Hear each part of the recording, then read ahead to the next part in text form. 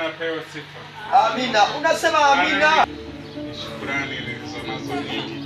Sawa. Ila kulingana na muda tulionao. Sema chache tu. Najua sitafika mwisho. Amina, amina. Mimi kwa siku ya leo nilikuwa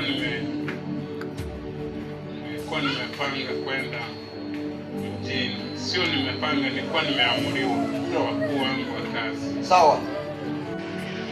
Mimi pale nikaamka, badala ya nilikuwa najiandaa kwenda mjini. Ndio.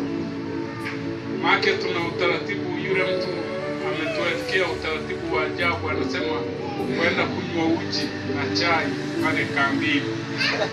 Sasa kile yani inatuchanganya sana ile habari ya kunywa chai na kunywa uji na andazi moja unaondoka.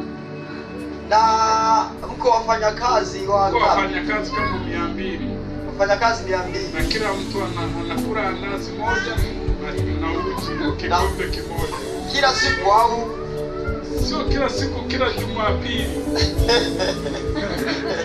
Bwana Yesu asifiwe. Usipofika ndio anaandaa kukata mshahara siku ya mshahara. Usipofika kunywa uji. Usipofika kunywa uji. Ndio. Mimi nikasema huo mshahara atakaochukua afadhali achukua hata nusu ya mshahara. Amen. Lakini leo nikanyage kanisani.